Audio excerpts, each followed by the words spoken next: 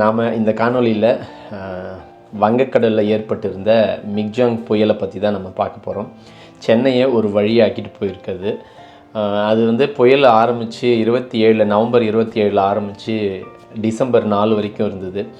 அது எல்லாமே முடிஞ்சதே. இப்போ என்ன அதை பற்றி நம்ம பேச போகிறோன்னு பார்க்குறீங்களா? இதை நிறைய பேர் பேசிட்டாங்க. அதனால் நாம் இதை பற்றி பேசுகிறது வேண்டாம் அப்படின்னு சொல்லி இருந்தேன். ஸோ இருந்தாலும் எனக்கு என் மனசில் இருக்கிறதையும் சிலதை சொல்லணும்னு தோணுச்சு. அதனால தான் இந்த காணொளி. அதே போல் இந்த சென்னையில் ஏற்பட்ட இந்த பாதிப்பை இதுக்கு என்ன தான் தீர்வு இருக்கா இல்லையா அப்படின்றது ஒன்று இருக்குது. நான் இப்போ எதுவும் தீர்வு சொல்ல போகிறேன்னு நினைக்காதீங்க. எனக்கு சில ஆலோசனைகள் இருக்குது, அதை நான் சொல்கிறேன். அது தீர்வாகுமா ஆகாதான்றதை நீங்கள் முடிவு பண்ணுங்கள்.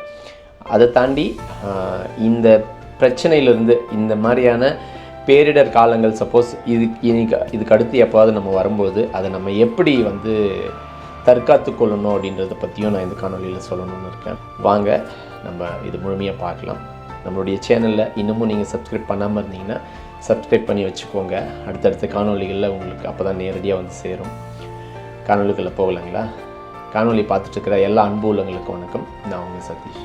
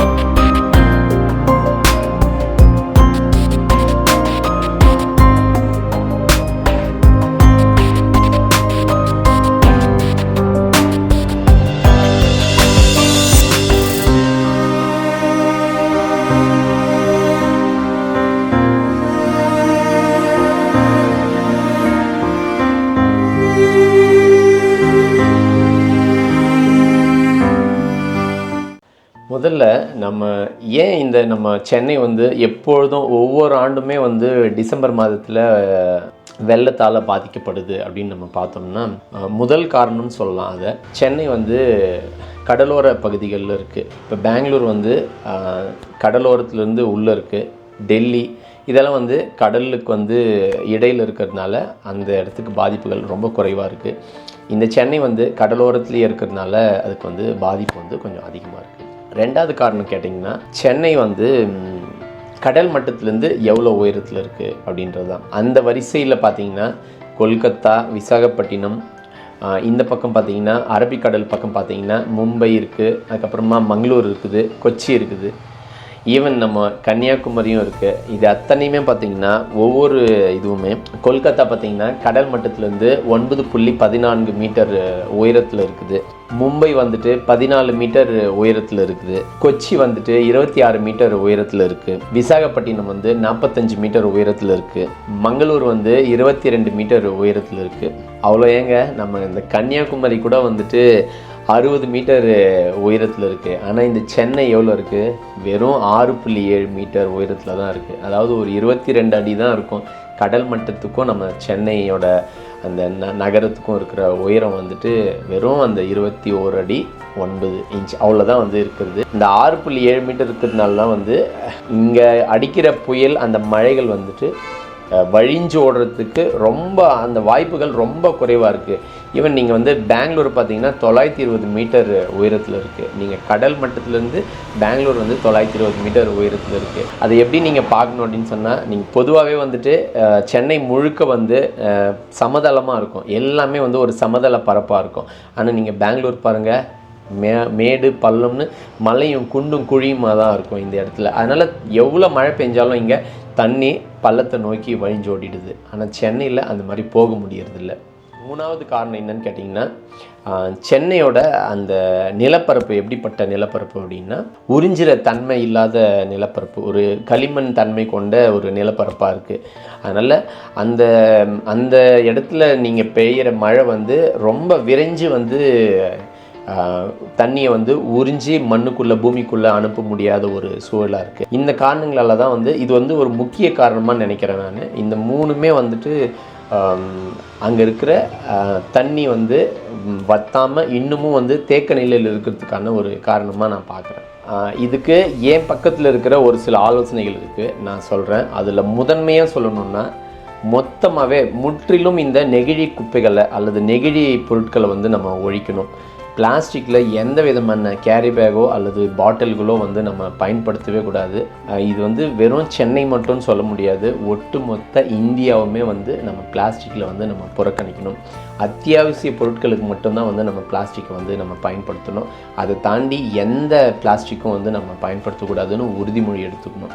ஏன்னா இந்த பிளாஸ்டிக் வந்து மண்ணுக்குள்ளே போட்டால் அது மக்கி அது மண்ணோட மண்ணாக ஆகிறதுக்கு பல ஆயிரம் ஆண்டுகள் ஆகும்னு சொல்லி ஆய்வுகள் சொல்லப்படுது. அதனால் பிளாஸ்டிக்கை வந்து நம்ம அறவே வந்து வெறுக்கணும், ஒழிக்கணும். அது இருந்ததுன்னா நம்மளால் வந்து இந்த பிரச்சனையிலேருந்து விடுபடவே முடியாது. ரெண்டாவது, நம்ம இந்த பிளாஸ்டிக்கை பயன்படுத்தி என்ன பண்ணுறோம், மண்ணில் போடுறது ஒரு பக்கம், அதை ரீசைக்கிளுக்கு நம்ம கொண்டு போகிறதே கிடையாது. ரீசைக்கிளுக்கு கொண்டு போனால் அட்லீஸ்ட் அது வந்து மறுபடியும் அதை வந்து பயன்படுத்தி வேறு ஒரு வடிவத்தில் வந்து அதை மறுபடியும் நம்ம பயன்படுத்திகிட்டு இருப்போம். ஆனால் நம்ம மக்கள் என்ன பண்ணுறோம், அதை பயன்படுத்துறதில்லை.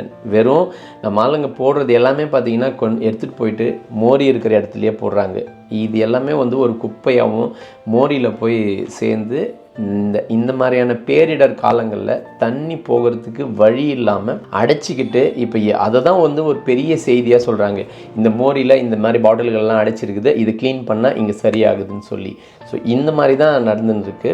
அதனால் நம்ம பிளாஸ்டிக்கை வந்து அறவே ஒழிக்கணும். நான் வந்து அண்மையில் வந்து ஒரு காணொளி பார்த்துருந்தேன். ஜெர்மன் நாட்டில் வந்து தண்ணி வந்து பயன்படுத்திய அந்த பாட்டில்களை எடுத்துகிட்டு போயிட்டு ஒரு மிஷின் இருக்குது. அந்த மிஷினுக்குள்ளே போட்டிங்கன்னா அந்த தண்ணியோட மதிப்பு வந்து எவ்வளோ இருக்கோ அதில் 40 விழுக்காடு பணத்தை வந்து திரும்ப கொடுக்குறாங்க நமக்கு கேஷ். அதில் ஒரு டோக்கன் வருது. அந்த டோக்கன் எடுத்துகிட்டு போயிட்டு நீங்கள் கொடுத்தீங்கன்னா உங்களுக்கு அது பணமாக திரும்ப கொடுக்கப்படுது. ஸோ அந்த மாதிரியான விஷயங்களெல்லாம் வந்து நம்ம நாட்டுக்கு வந்ததுன்னா நம்ம மக்கள் அதை தரையில் போடாமல் எடுத்துகிட்டு போயிட்டு இந்த மாதிரி ரீசைக்கிளுக்கு கொடுத்தீங்கன்னா நமக்கு அது பணமாகவும் வரும். அதே போல் நம்ம நாடு மாசற்ற நாடாகவும் இருக்கும். ஸோ இதை நம்ம எல்லாருமே இந்த மாதிரியான ஒரு புதிய முயற்சிகளை வந்து நம்ம நாட்டுக்கு கொண்டு வரதுக்கு முயற்சி பண்ணணும். அதையும் தாண்டி நான் ஒரு முறை சிங்கப்பூர் போயிருந்தேன். 2018 வந்துட்டு நான் சிங்கப்பூரில் போயிட்டு ஒரு ஜூவில் நாங்கள் போயிருக்கும்போது தண்ணி வேணும்னு சொல்லி போனால் அந்த இடத்துல பாட்டிலே கிடையாது. அவங்க எனக்கு கொடுத்த பாட்டில் எந்த மாதிரி இருந்ததுன்னா அட்டைப்பெட்டியை தான் வந்து பாட்டிலாக வந்து வடிவமைச்சு அதில் தான் தண்ணி ஊற்றியிருந்தாங்க. அது வந்து விலை வந்து அன்றைய பணத்துக்கு வந்து 100 ரூபா இருந்தது. அதை விடுங்க, விலையை பற்றி நம்ம பேச வேண்டாம். ஆனால் இது எல்லாம் வந்து அவங்களுடைய நாட்டில் பிளாஸ்டிக் வந்து எந்த அளவுக்கு கவனமாக இருக்கிறாங்க அப்படின்றத நீங்கள் புரிஞ்சுக்கணும். ரெண்டாவதாக, இங்கே இருக்கிற ஒட்டுமொத்த ட்ரெயின் சிஸ்டமும் வந்துட்டு சுத்தப்படுத்தப்படணும். அதாவது நீங்கள் இதுக்கு ரொம்ப கால நேரமே பார்க்கக்கூடாது. உடனடியாக இருக்கிற அத்தனை ட்ரைனேஜ் சிஸ்டத்தையும் வந்து சுத்தப்படுத்தணும். அது எந்த ஆட்சியாக இருந்தாலும் சரி, திமுகவோ அல்லது அதிமுகவோ எந்த ஆட்சி நடந்துட்டு இருந்தாலும் அது வந்து நம்ம ப்ரியாரிட்டி பேசிஸில் வந்து இதை நம்ம முடிவு பண்ணி ஒவ்வொரு இடத்துலையும் வந்து ட்ரைனேஜ் சிஸ்டத்தை முழுமையாக க்ளீன் பண்ணி எடுத்து தண்ணி போகிறதுக்கு வழி நம்ம விடணும். பிளாஸ்டிக்கை நிறுத்திட்டாலே அந்த இடத்துல பிளாக்கேஜ் ஆகிறதுக்கான வேலை வந்து குறைஞ்சிடுது. அதை தாண்டி இந்த மாதிரி நீங்கள் எல்லா விதமான மோரியும் ட்ரைனேஜ் சிஸ்டத்தையும் நம்ம க்ளீன் பண்ணிட்டோம்னா குறைஞ்சபட்சம் தண்ணி வந்து வழிந்து ஓடுறதுக்கு ஒரு வாய்ப்பாக இருக்கும். அது வேகமாக போதோ இல்லையோ, பட் போகிறதுக்கான ஆக்சசிபிலிட்டி ரொம்ப எளிதாக இருக்கும். அதே போல் மூணாவதாக, ரோடுங்க, சாலை அத்தனையுமே வந்துட்டு ஒரு நல்ல தரமான முறையில் வந்து சாலைகள் இருக்கணும். சாலை வந்து ஒரு ப்ராப்பரான அஸ்குவேஷன் பண்ணி நம்ம மண்ணெல்லாம் எடுத்து ரோடு போடும்போது அல்லது ஒரு ட்ரைனேஜ் சிஸ்டம் போடும்போது அல்லது பழுப்பு போடும்போது நீங்கள் அங்கே இருக்கிற சாலைகள் அத்தனையுமே வந்து முறையான முறையில் தண்ணியை ஊற்றி காம்பேக்ட் பண்ணி அது மேலே வந்துட்டு ரோலரை வந்து ஓட்டி ப்ராப்பரான திக்னஸில் வந்து ரோடு போடணும்.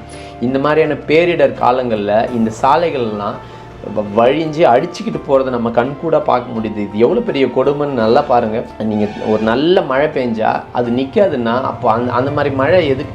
இது வந்து வெறும் புயலுக்காகவே இயற்கை பேரிடர்னு நம்ம சொல்ல முடியாது. நாம் முறையாக ஒரு வேலையை சரியாக செஞ்சுட்டு அதையும் தாண்டி இது நடந்ததுன்னா பரவாயில்லன்னு சொல்லலாம். ஆனால் நம்ம செய்கிறதே வந்துட்டு ஒரு தரமில்லாத சாலையை போட்டுட்டு இந்த மழைக்கு அது நிற்கலன்னு சொன்னால் அது எவ்வளோ பெரிய கொடுமை தெரியுங்களா? அதனால் இப்போ நான் வந்து இன்ஜினியரிங் சொல்லிக் கொடுக்க போகிறதில்ல, அதுக்கான இன்ஜினியர்ஸ் இருக்காங்க.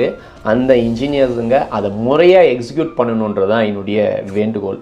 அது சரியாக பண்ணோம்னாலே இந்த மாதிரியான பிரச்சனைகளெல்லாம் வந்து நம்ம இதிலேருந்து நம்மளை வந்து அவாய்ட் பண்ணிக்க முடியும்.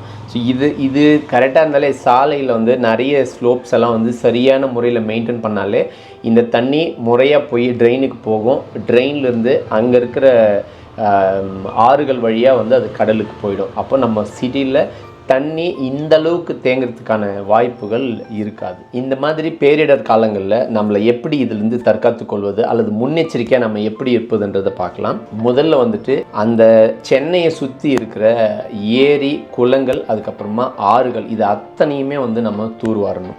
சென்னையில் பார்த்திங்கன்னா ஒரு 3 மிகப்பெரிய ஆறுகள் இருக்குது. சென்னை வடக்கில் வந்து கொசஸ்தலை ஆறுன்னு ஒன்று இருக்குது. சென்னை தெற்கில் வந்து அடையார் ஆறுன்னு ஒன்று இருக்குது. சென்னை நடுவில் சென்ட்ரல் சென்னையில் வந்து கூவமாறு இருக்குது. நம்ம அங்கே போனோம்னா நல்லாவே தெரியுது. எல்லா ஆறுங்களும் நம்ம கண் முன்னாடி பார்க்குறோம்.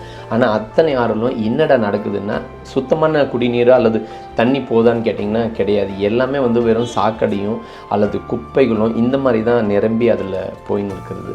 அதை முதல்ல நம்ம சுத்தப்படுத்தணும். இதெல்லாம் வந்து ஒரு போர்க்கால அடிப்படையில் நம்ம செய்கிற மாதிரி உடனடியாக அடுத்த டிசம்பர் வருவதுக்குள்ளே வந்து நம்ம இந்த வேலைகளெல்லாம் நம்ம செய்யணும். அப்போ தான் இந்த பிரச்சனையிலேருந்து நம்மளை வந்து காத்துக்க முடியும். ரெண்டாவதாக நாம் ஏரி, குளங்கள் இருக்கிற பகுதிகளில் நிலம் வாங்கிறத தவிர்க்கணும்னா இப்போ ஏற்கனவே நம்ம பல ஏரிகள் வந்து பில்டிங்காக கட்டப்பட்டுச்சுன்னு சொல்லப்படுது. இதை வந்து நிறைய தலைவர்களே பேசியிருக்கிறாங்க. அண்ணன் சீமான்லேருந்து அவர் அன்புமணி ராமதாஸ் ஐயா அவர்கள் வரைக்கும் நிறைய பேர் இதை பற்றி பேசியிருக்கிறாங்க. நிறைய சென்னையில் இருந்த பல்வேறு ஏரிகள் வந்து இன்றைக்கி வீடாக அப்பார்ட்மெண்ட்டாக மாறி இருக்குதுன்னு சொல்லப்படுது. ஸோ இதெல்லாம் வந்து இப்போ நீங்கள் அகற்றப்படுமான்னா எனக்கு தெரியல. அது யாரும் வந்து அகற்றப்பட முடியாது. ஆனால் அந்த இடத்துல மறுபடியும் நம்ம மக்கள் போயிட்டு இடம் வாங்குவதை முற்றிலுமாக தவிர்க்கணும். அப்படியே இடம் நம்ம கொடுக்கப்பட்டாலும் இடம் வாங்கிட்டாலும் கிரவுண்ட் ஃப்ளோர் நீங்கள் வந்து பார்க்கிங்கை வந்து முழுமையாக வந்து கம்பல்சரி வந்து பார்க்கிங்காக மாற்றணும். அதுக்கு மேலே தான் வந்து முதல் தளத்தில் தான் வந்து வீடு இருக்கிற மாதிரி நம்ம வந்து கட்டணும். இந்த மாதிரியான மழை காலங்களில் நாம் அந்த கிரவுண்ட் ஃப்ளோர் வந்து பயன்படுத்தவே கூடாதுன்ற மாதிரி அதுக்கு ஏதுவாக வந்து நம்ம அதை வந்து வீட்டை வந்து அமைக்கணும். மூன்றாவது, இது எவ்வளோ தூரம் சாத்தியம்னு தெரியல. நகரத்தில், அதாவது நம்ம சென்னை நகரத்தில் மக்கள் எல்லாருமே வந்து நிரம்பி வழியிறாங்க இல்லைங்களா? அதை வந்து நம்ம தவிர்க்கணும். நமக்கு தேவையானது என்னுடைய கிராமத்திலே கிடைச்சா நான் என் கிராமத்தை விட்டு நான் வெளியில் வரமாட்டேன். அந்த மாதிரி எத்தனையோ என்னுடைய நண்பர்கள், உறவினர்கள்னு நிறைய பேர் இருக்காங்க. எல்லாருமே வந்து கிராமத்துலேருந்து ஏதோ ஒரு காரணத்துக்காக தான் நகரத்துக்கு புலம்பெயர்ந்துருக்கிறாங்க. அதுக்கு காரணம் வந்து அவங்களுக்கு தேவையான வேலைகள் அங்கே இல்லை, அதனால் சென்னையில் கிடைக்குதுன்னு சொல்லி அங்கே போயிருக்காங்க. அப்போது இதை நாம் தமிழர் கட்சியோட செயல்பாட்டு வரைவில் நான் பார்த்துருக்கேன். சென்னையை வந்துட்டு ஒரு குறிப்பிட்ட பயன்பாட்டுக்காகவும், திருச்சி ஒரு குறிப்பிட்ட பயன்பாட்டுக்காகவும், மதுரையை வந்துட்டு ஒரு குறிப்பிட்ட பயன்பாட்டுக்காகவும், கன்னியாகுமரி வந்து ஒரு குறிப்பிட்ட பயன்பாட்டுக்காகவும் அவங்க வந்து ரொம்ப அழகாக அவங்களுடைய செயல்பாட்டு வரைவில் வந்து கொடுத்துருப்பாங்க. அந்த மாதிரி நம்மளுடைய தமிழ்நாட்டில் ஒவ்வொரு பகுதியும் ஒவ்வொரு விஷயங்களுக்கு, கோயம்புத்தூர் வந்து ஒரு பயன்பாடுக்கும், அதாவது இண்டஸ்ட்ரீஸ் வந்து அங்கே அதிகமாக இருக்குன்னா அப்போ அது கோயம்புத்தூர் அந்த மாதிரி பண்ணலாம் அப்படின்னு சொல்லி ரொம்ப அழகாக அவங்களுடைய செயற்பாட்டு வரைவில் வந்து அதை கொடுத்துருப்பாங்க. அதை தான் நம்மளும் பயன்படுத்தினா நல்லாயிருக்கும் அப்படின்றது என்னுடைய கருத்து. அந்த மாதிரி ஏன்னா ஒட்டுமொத்த மக்களும் வந்து சென்னையிலே வந்து குவியறதுனால தான் இந்த பிரச்சனை. ஸோ ஏன்னா இது மழையும் பேரிடரையும் வந்து நம்ம தவிர்க்க முடியாது. ஆனால் அதுலேருந்து மக்களை காப்பாற்றுறதுக்கு ஒரு இது சிறந்த வழியாக நான் பார்க்குறேன். மக்கள் இங்கே அதிகம் பேர் இருந்தால் தானே அதிகமான பாதிப்புகள் ஏற்படுது. அப்போ மக்கள் வந்து இங்கே குறைவான ஆட்கள் இருந்தாங்கன்னா பாதிப்பும் குறைவாக இருக்கும் அப்படின்றது தான் என்னுடைய எண்ணம். அதனால் இது எவ்வளோ தூரம் சாத்தியமாகும்ன்றது எனக்கு தெரியாது. ஆனால் இந்த மாதிரி நடந்தால் நல்லாயிருக்கும் அப்படின்றது என்னுடைய கருத்து.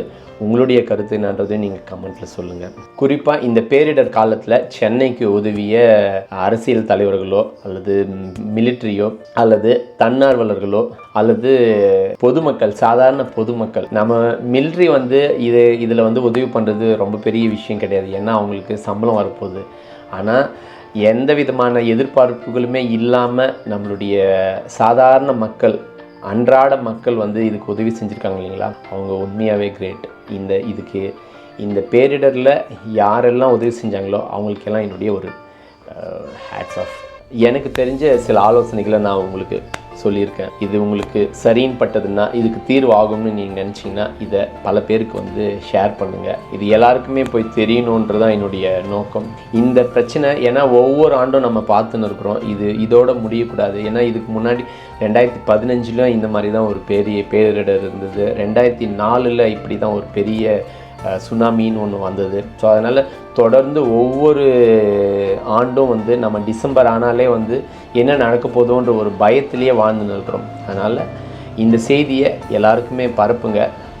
இது எவ்வளோ தூரம் போய் சேருதோ அவ்வளோ தூரம் நமக்கு தீர்வு கிடைக்கும் அப்படின்ற நம்பிக்கை எனக்கு இருக்குது. மீண்டும் ஒரு நல்ல காணொலியில் உங்களை சந்திக்கிறேன். நன்றி.